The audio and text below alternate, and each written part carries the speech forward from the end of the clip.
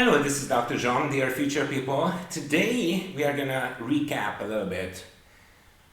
Vitologia is huge, but sometimes we need to stop and recap a few things, give you a summary of the most important concepts. Well, let me start this off by reading one of the mini essays I wrote about experts, and you will soon see why in a chapter on competition and slavery this is so important. So, on experts. Here is the problem. Experts are like a magnifying glass, seeing small details, but all too often they lack perspective. They would need a synthetic mind to interpret their findings. However, modern society prevents people from developing a broad perspective, encouraging competition that requires focus instead. This is due to a confused philosophy of education and of life. People all too often do not even realize that they are under the spell of a confused philosophy and are unwilling to see the potential for alternatives.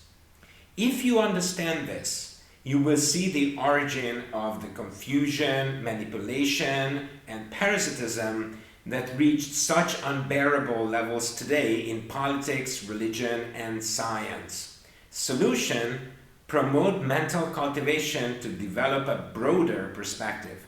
No amount of economic, political, or scientific effort will lead anywhere without this. Science without philosophy is a tool in the hand of a fool, and so experts too often are.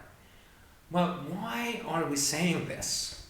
We are saying this because let's think about what your strategy is going to be if you really want to be a slave.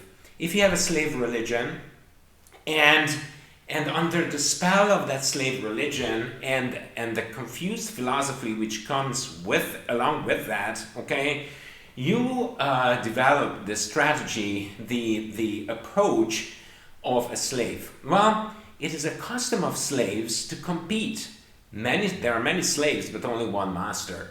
So what you want to do is to gain favor of the master at the expense of other slaves.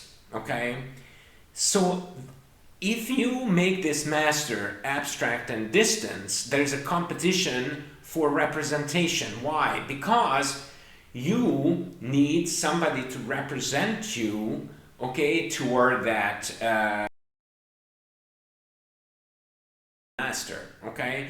And understand that this alienation, this abstraction can be manifested in terms of a special being or an institution or an organization or some abstract ideology, okay?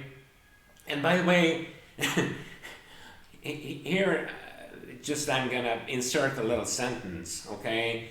They said that mathematics is the exact representation of the world. Well, what about mathematics is the abstract representation of how the human mind sees the world. So in other words, abstraction, okay, is necessary so that you need representation, and the minute you have representation, you have the potential for what? For parasitism, okay? So competition transforms one into a user, okay? Even if it's an expert user, it is still a user. You take reality as you perceive it to be, okay? Your facts, your truths, your usual patterns, okay? And if you have a very narrow perspective, okay, then that little slice of actuality that you, with your sensitivities and biases, etc., prejudices, you are able to detect or willing to detect, okay, that little slice of actuality is gonna be your reality, which will seem for you to be a given one, which you merely use, not co-create, not master in your own specific and special way. So limited, over-focused, narrow perspective is necessary for you to be a user, okay? It is necessary, it's almost a definition of the scientific method. It's very important to be exact in a very, very, very, very small area, okay? So that you cut off all the far-reaching influences and complexities so that you can slice out something simple that you are gonna use as a natural law later, ignoring every other complexities that would come with it if you had a broader perspective. So limiting life to a few set of rules, again, you have a special kind of philosophy, a special kind of religion if you practice it, okay, that is rule-based. But that basis, for that to happen, it is necessary to fix things, okay, and to ignore a broader perspective, okay, because rules can be maintained only if, unless you are willing to put an effort and maintain them dynamically, if you limit yourself, if you really focus your perspective, and if you kind of ignore everything that doesn't, that is above and beyond your rules, okay, based on your little slice of actuality that you are willing or able to detect. So you delegate life organization and you ignore your local uniqueness, and with that you set yourself up for what? Slavery, okay? So here is another representation of what I mean in an everyday life situation. What is this? Okay, this is something that is actually done by a person based on that person's unique style, the available ingredients, the actual environment, the relationship between this person and the person who is gonna get this thing from this person. Okay, so their relationship is reflected in it. This reflects standard methods. This reflects universal need that can be created artificially, ignoring local uniqueness. So the origin of slavery is this: whoever is not a master of himself or herself will seek another master, okay? So whoever does not organize and think must delegate organization and thinking. So you have dependence and addiction, okay? And chemical addiction is only one part of this, okay? You have the media, you have ideologies, you have special theologies, you have legends, okay? In a legend, in a story, what do? Okay? You focus on some person, okay? So the protagonist of that story, because what people are best at is actually facial recognition of individualistic personal characteristics, okay? These are the ultimate truths. These are the truths that are deeply embedded and imprinted in you, okay? And so stories use that. Stories, okay, coordinate people by focusing your attention to a person, imaginary or otherwise, okay? So they focus your attention. And so when you have coordinated attention, okay, that could be marvelous because then you can cooperate with others, but this comes at the expense of losing, uniqueness, local uniqueness, and then you have rules that must be obeyed. You have to accept that story as it was. You are not supposed to think about the story as it might have been, okay? And that limits your movement. It's like a train, okay? The train can go very fast, okay? But only using these tracks, whereas this person may be slower, but this person can go left and right, according to individual desires and needs, or simply will and determination, okay? So, here, slaves need mass production. Why? Okay? Mass production of things and mass production of thought. Why? Because they delegate things out, okay? They need cheap, easy, pre-organized, pre-digested things. People are not interested in information. People are interested in wondrous information, pre-digested information. Information that makes them think less, okay? They take over information undigested because that's the path of least resistance. They want wonders. They want wondrous things, because wondrous things, what do? They prevent people from thinking things over, okay? So it's all about mental inertia. Uniform things that only differ in small details. Okay, this car is going to be blue, this car is going to be red, but the basic process is the same. This ideology may be slightly diverse from the other, and then they even can pose as opposites, okay? But the fundamental idea is the same. Only the protagonists change, but you see, the ideas are the same because they are fixed. They are highly coordinated, okay? So now, comfort. We said before, and this is again a recap, that power makes stupid and comfort kills, okay? So the problem with comfort is that it enhances things and ideas. There's a necessary seduction involved, necessary dependence involved. In other words, you overemphasize certain things, you overemphasize certain ideas, and then you simplify reality by the help of someone else. Here, someone else. By the help of somebody else, okay? And so, yeah, it's easier to use a washing machine, and you need it. I mean, there's no question about it, you need it, okay? And you need help, and yeah, you have to cooperate with someone. But with that, you delegate out very important things that you should be doing, okay? So there has to be a balance between this, between the two extremes.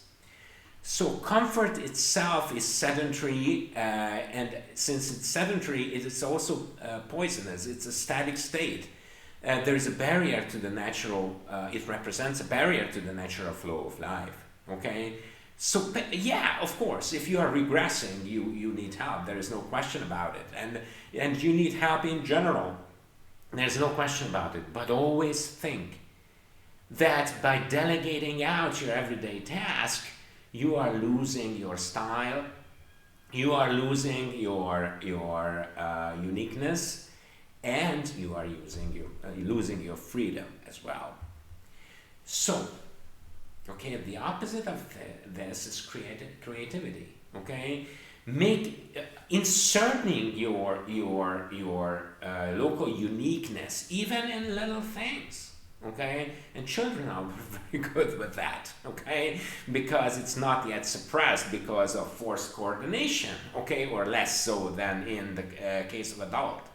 But you can maintain this to some degree also in your adult life, so far as you are willing and able to cooperate with others with less coordination, which is really the key to this, okay? So, unique life organization. Every family, every person, every community is unique, okay? And so every rule has a reference frame, and every rule has a domain, and that domain does not extend very far without the truth value going down, okay? So uniqueness needs to be maintained, and the only way possible to do that is to digest your information uniquely, okay? So deeply organized knowledge based on local experiences creates true uniqueness. I mean, this is true diversity, okay? It's not like this car is red, this car is blue, okay?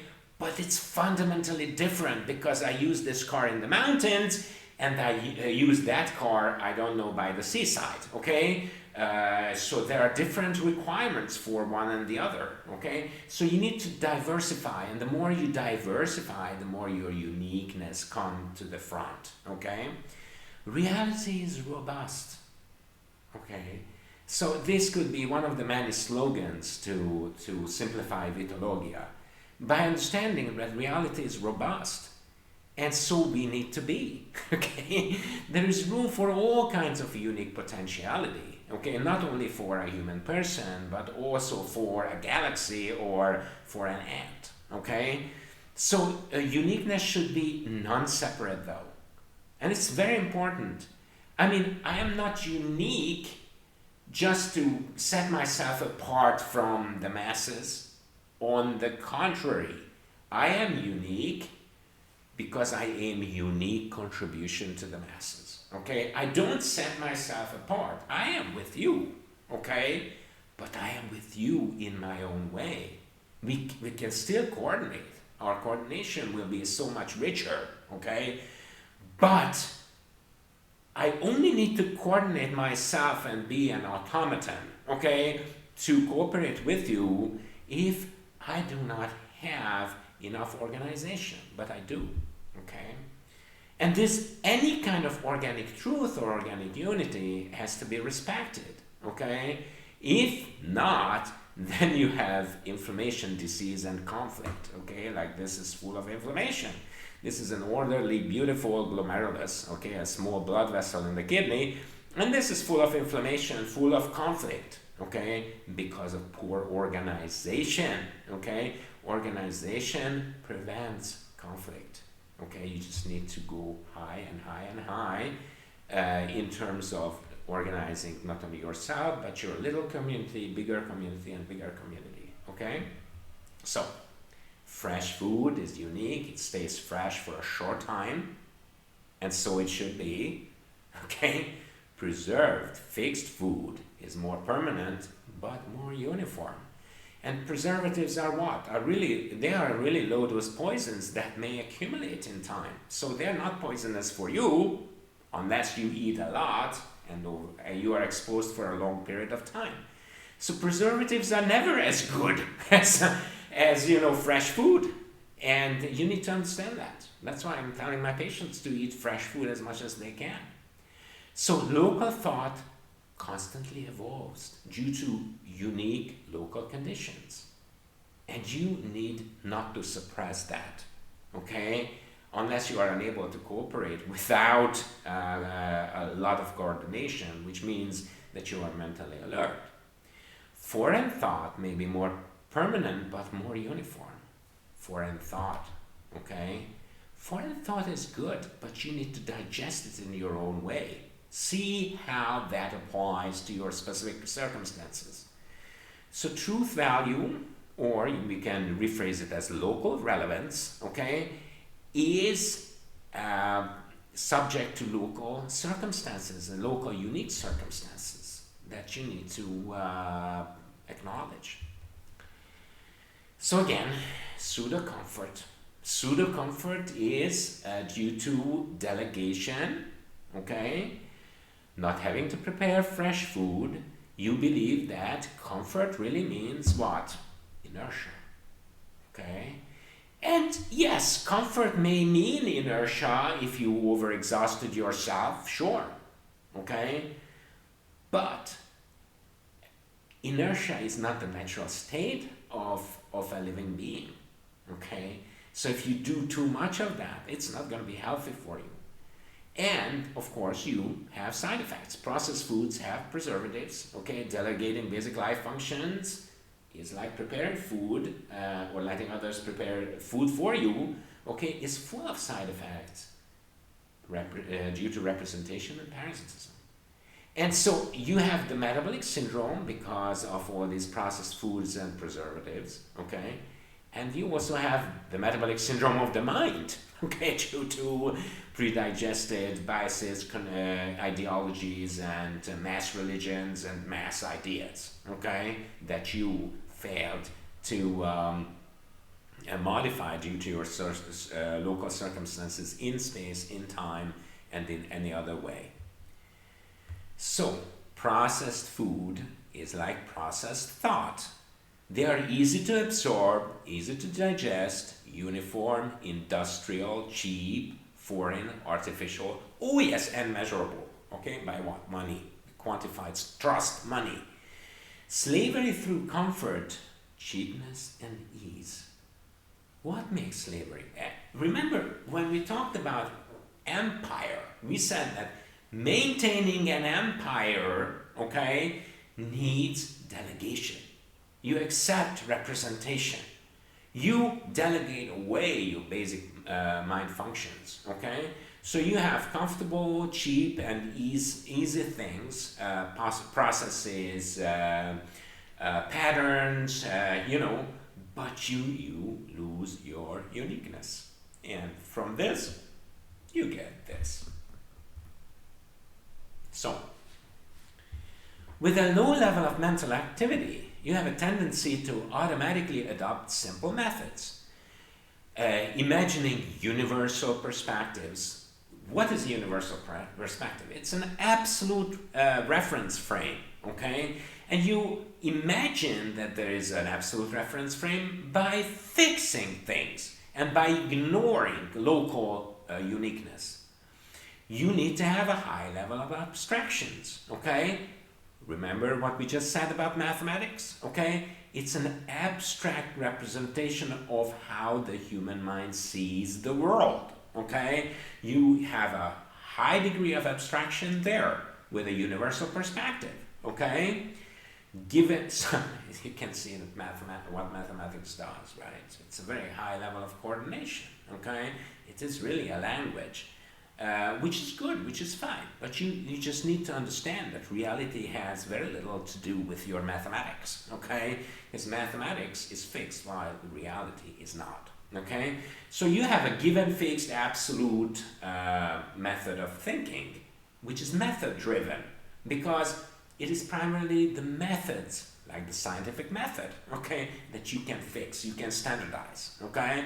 And then, from that methodology, the methodology itself will direct you toward this or that small slice of the reality that you are going to see, which your method is able to detect, okay? But it's still going to be a very small slice of reality, okay? Now then, here, in chess, black and white, okay?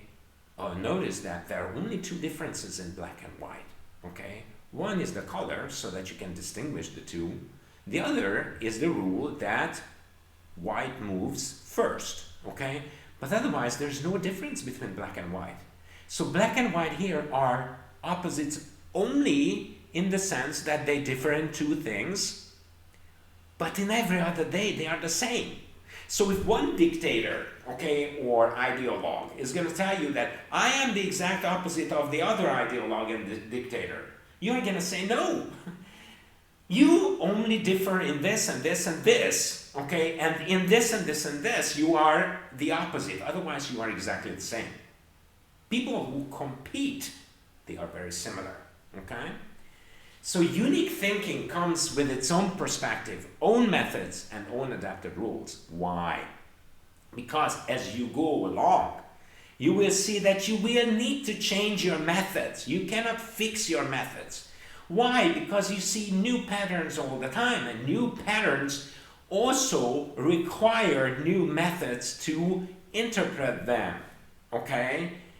So if you all of a sudden have a change in climate, okay, you have a different temperature, okay, your previous instruments, okay, may need to be recalibrated, okay, and the same way your thinking needs to adapt to the new circumstances, okay, and so by standardizing and fixing things, by being orthodox, okay, you basically miss the point. So unique thinking need not to be separate, okay, because all the chess pieces, okay, create a pattern, and that pattern is dynamic, okay, and you cannot just focus on one, you need to see the whole pattern. So Unique thinking comes with its own perspective, because as your circumstances are different from somebody else's, okay, you have common experiences, yes, okay, but you see them differently. Okay, so you need to coordinate your experiences so they are not so different so that you cannot cooperate, okay? But if you are organized enough, you are robust enough so that you need less less coordination for cooperation, okay? And then, if your perspective is large, you also understand the viewpoint of somebody else, okay? Because you involve that somebody else in your thinking process, okay? But also allow that somebody else to be different from you. Not thinking that somebody else sees it differently only because he or she is 5 meters apart, but also see the globality of the spectrum of different circumstances that person is in, okay? So that you see in an organic way that larger perspective in which you include somebody else. So uniqueness may seem to make coordination and cooperation seem more difficult, and yes, it makes it more difficult because you need to be organic, okay? You need to understand that you are cooperating with that person by acknowledging the differences between you. So you cannot just force your methods to that person. Okay, which is how they justify wars, for example. Okay, you force your local thinking and your local values to another person. Okay, so yeah, sure. There is an enzyme and there is a substrate, and they have then a product. Okay, yeah, it's a simple scheme, but remember that enzyme, okay, it also changes according to a lot of other factors, okay? So for instance, a lot of things will change the composition of your spatial orientation of your iron molecules in a hemoglobin, okay? Because it reacts to many other things. And your enzyme-substrate relationship will be also dependent on other factors, okay? And philosophers, they realize this. So, right, wrong, true, untrue, existent, non-existent. These all mean that you have an absolute reference frame in your mind, okay? And these things are categories, okay, based on methods, okay? Categories, scales, labels, symbols, okay? But your categories, scales, labels, symbols are have derived from local experiences at a given time, under a given set of conditions, okay? Unique adoption of these may be a better matter of perspective in a given situation. Okay, so we are going to mix together 1 volume of peas with 1 volume of beans, okay? And so, is that equal 2 volumes of peas and beans? Oh, not at all. Because as they mix, they are going to actually create less of a volume, because the peas can go in between the beans to some extent, okay? So it's going to be less than 2 volume of pea beans if you mix them together, okay? And so 1 plus 1 equals 2 is a simple abstract pattern that may not apply in this special situation, okay? You need to adjust your method. So the apple is a single separate unity, okay? 1 apple, 2 apples, 3 apples, okay, in different little grooves, different little molds, okay? And so the merchant sees this as, okay, I have 5 apples, I'm gonna get 1 unit of currency for that, and for 10, I'm gonna get 2, Okay, so the merchant is going to see separate units that are all uniform or coordinated. Why? Because money is also uniform and coordinated. And so uniform and coordinated things can be compared to uniform and coordinated money. So that's how a merchant sees the world. The producer sees it differently. Okay, the apple tree, okay, is what I care for. Okay, my basic unit is the apple tree, and the apple tree will then produce apples. But I need all the care of the apple tree so that it can produce apples. So for the producer, okay, it's not so much the uniform units of apples, okay, but it's more like the tree that the producer needs to optimally take care of. So the apple, the tree, the soil, the air, the sunshine, and the producer and the merchant, okay, this is all organic unity for a thinker. Okay, so the thinker does not separate these things out because it sees the flow, the organic flow of the whole process. Okay, so yeah, you can be a merchant, which is pure user, or you can be a producer, which is part user and part creator. Okay, but you also need to be a thinker, which is pure, interpreter and thinker. Okay. Interpreter and with a deeper understanding of things belonging together. So there's a merchant thinking, okay? Labels, units, measures, numbers. And in 2023, we entirely live in a merchant world. We live, worshipping the marketplace. Why? Because we are worshipping merchants and businessmen, okay? And people do not understand that is a philosophy. And they say, well, I'm not interested in philosophy. Yes, you have one philosophy. Your philosophy is the worshipping of merchants and businessmen. You just don't know it, okay? But you can deny it however you want it. You are still a merchant, a businessman, a worshiper, okay? I'm sorry, but that's how it is, okay? So in other words, you use labels, you use units, you use measures, you use fixed and standard ideologies. Even you fix and standardize the divine, because you fix and standardize everything else. So why not the divine? That's your merchant thinking, okay? And science goes wonderfully with this, because science, being based on mathematics, is all about standardization and narrow perspective. It's the very definition of science, to narrow down your perspective. Primitive scientific thinking, separate, homogeneous units separated by empty space. You see, this is not absolute truth. This is one way of looking at things, and it's very similar to how a merchant sees things. Primitive psychology, separate, relatively homogeneous, differing in a few details such as color and shape, individuals, okay, forming a group.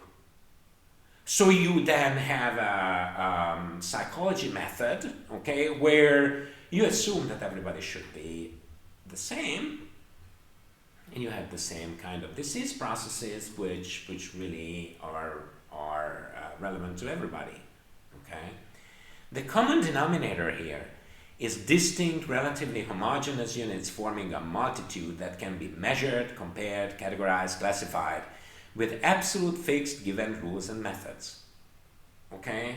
So that's commerce, that's science, and that's mass psychology for you. Okay, this is the level of the user.